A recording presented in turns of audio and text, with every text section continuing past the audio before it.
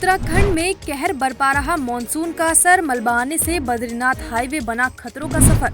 उत्तराखंड में आज दोपहर में आया भूकंप के झटकों से लोगों में फैली दहशत। देहरादून में आशा कार्यकर्ताओं ने किया सचिवालय कूच के दौरान रोकने पर पुलिस से हुई नोकझोंक। हल्द्वानी में अपने पति गिरधारी साहू के मामले में बोली कैबिनेट मंत्री रेखा आर्या, कोर्ट में अब भी चल रहा है 31 साल पुराना मामला।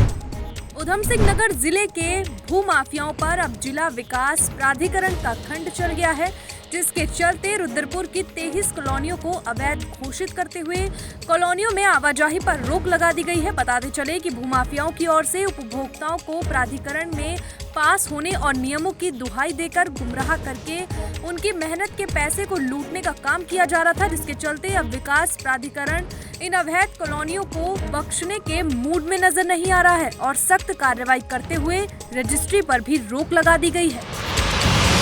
यदि कोई ऐसा प्रकरण संज्ञान में आता है जिसमें किसी व्यक्ति द्वारा या किसी कॉलोनाइजर द्वारा यहाँ से बिना नक्शा पास कराए कॉलोनी का काट या लेआउट बनाया जा रहा है वहाँ पे, या कोई अवैध निर्माण किया जा रहा है, इसकी हम लोग स्थलीय भ्रमण के दौरान कोई संज्ञानित होता है तो उनको यहाँ से नोटिस भी दिए गए हैं। रामनगर में जय महाकाल ग्रुप की ओर से शाही सवारी निकाली गई। इस दौरान बैंड बाजे के साथ बाबा गरीवेश्वर मंदिर से नगर के मुख्य मार्ग में शाही सवारी का आयोजन किया गया। वहीं आयोजन के दौरान भगवान शंकर की पालकी को फूलों से सजाया गया। साथ ही श्रद्धालुओं ने शाही सवारी को कंधों पर रखकर घुमाया और लोगों को प्रसाद भी बांटा गया। साथ ही इस शोभा यात्रा के दौरान आयोजकों की ओर से कोविड नियमों का भी पालन किया गया। साथ ही लोगों को कोविड नियमों का पालन करने की अपील की गई है।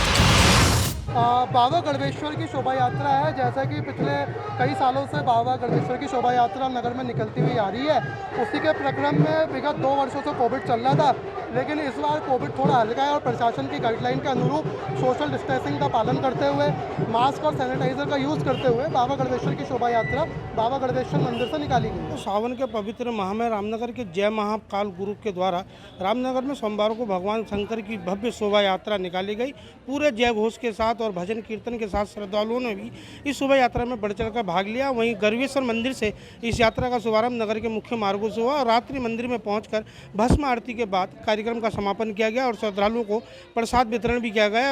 आयोजकों ने बताया कि पिछले 2 वर्षों से यह यात्रा लगातार नगर में निकाली जा रही है और कोविड के नियमों का पालन करते हुए इस भव्य शोभा यात्रा को निकाला गया। भगवान शंकर का भव्य श्रृंगार करते हुए कंधे पर उनकी शाही सवारी निकाली गई, जिसको लेकर जगह जगह पर शोभा यात्रा का श्रद्धालुओं ने स्वागत भी किया। रामनगर से राजीव अग्रवाल के साथ कैमरामैन बंटी अरोड़ा, न्यूज़ 31 उत्तराखंड। ऋषिकेश में इन दिनों पहाड़ों में हो रही लगातार बारिश के चलते राजाजी पार्क क्षेत्र से होकर गुजरने वाली बीन नदी उफान पर बह रही है। वहीं बीते दिन नदी का पानी बढ़ जाने के चलते यहां से गुजर रही पुलिस की वैन पानी में फंस गई। इस दौरान वैन कई घंटों तक यहां फंसी रही, जिसके बाद वैन को निकालने के लिए क्रेन बुलाई गई और बड़ी मशक्कत के बाद क्रेन की मदद से पुलिस वाहन को निकाला गया। इस दौरान हरिद्वार से ऋषिकेश आने जाने वाले वाहन चालक नदी के पानी के घटने के इंतजार में बैठे रहे, लेकिन घंटों तक पानी कम नहीं हो पाया। देहरादून में आज आशा कार्यकर्तियों ने अपनी मांगों को लेकर सचिवालय कूच किया। हालांकि भारी पुलिस बल तैनात होने के कारण प्रदर्शनकारियों और सचिवालय से पहले रोक दिया गया। इस दौरान प्रदर्शनकारियों और पुलिसकर्मियों में काफी नोकझोंक भी देखने को मिली। इस दौरान गुस्साई आशा कार्यकर्तियों का कहना है कि राज्य सरकार की ओर से हर रोज की जा रही अपेक्षाओं और बार बार झूठे आश्वासन के चलते आज सचिवालय कूच किया गया है। उन्होंने कहा कि प्रदेश के स्वास्थ्य मंत्री डॉक्टर धन सिंह रावत ने आश्वासन दिया था कि 31 जुलाई तक मुख्यमंत्री धामी से चर्चा कर मांगों को पूरा करने का काम किया जाएगा, लेकिन उनका आश्वासन भी झूठा साबित हुआ। उन्होंने कहा कि मांगे पूरी नहीं किए जाने तक आशाएं धरने पर बैठी रहेंगी। हमारी आशाओं की यही मांग है कि जो हम प्रोत्साहन राशि जो हमें मिलती है टुकड़ों में, हमें वो नहीं चाहिए और हमें जो है एक मुश्त जो है हमारा निश्चित मानदेय हो। 18,000 रुपये की हमने मांग रखी है और हमें राज्य कर्मचारी घोषित किया जाए। बस हमारी मुख्य मांग यही है। आश्वासन तो हमें बहुत सारे मिलते हैं। अभी स्वास्थ्य मंत्री जी हमसे मिलने आए थे, स्वास्थ्य मंत्री जी ने आश्वासन दिया 2006 से जैसा आशा ही लगी हुई, तो ये केवल इंसेंटिव ही लगी हुई। किसी भी चीज़ का इंसेंटिव मिलता है, वो भी टुकड़ों में मिलता है, बहुत छोटी छोटी मात्रा में इंसेंटिव मिलता है। तो आज आशाओं की यही कि अभी ज़्यादा आक्रोश तो इसीलिए आशाओं में कि 18 महीने से कोविड, पिछले अप्रैल से ये समय आ गया आशाओं को कोविड समय में ड्यूटी लगाई थी।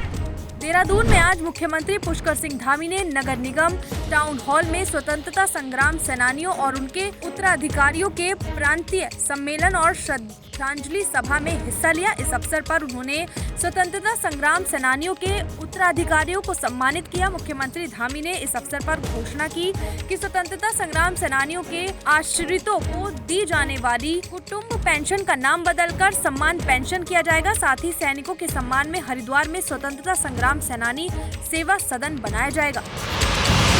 हमारे बीच में जो है यहाँ पर लोकतंत्र जो सेनानी हैं, स्वतंत्रता संग्राम के सेनानी हैं, उनके परिजनों को हमने सबको आज यहाँ पर याद किया है, उनके साथ मिलकर, और उनकी कुछ जो ज़रूरतें थी, जो होना चाहिए, उसको उन्होंने कहा है। तो हमने कहा है कि लोकतंत्र सेनानियों के लिए यहाँ पर एक हरिद्वार के अंदर भवन बनाया जाएगा। पाचपुर में आज राजकीय महाविद्यालय के छात्र संघ पदाधिकारियों ने प्रथम वर्ष के छात्रों को अगली कक्षा में प्रमोट करने और 2 महीने ऑफलाइन कक्षाएं संचालित करने के बाद परीक्षाएं कराए जाने की मांग को लेकर धरना प्रदर्शन शुरू किया। इस दौरान छात्र छात्राओं ने जमकर नारेबाजी की। इस दौरान छात्र संघ अध्यक्ष मयंक दिवाकर ने कहा कि 1 सितंबर से परीक्षाएं कराए जाने के आदेश जारी किए गए हैं, लेकिन पूरी पढ़ाई नहीं मिलने के कारण छात्र छात्राएं पेपर देने के लिए तैयार नहीं है। साथ ही उन्होंने उच्च शिक्षा मंत्री धन सिंह रावत से पहले साल के छात्र छात्राओं को प्रमोट करने की अपील की है और कहा है कि जब तक मांग पूरी नहीं होगी तब तक उनका धरना प्रदर्शन जारी रहेगा।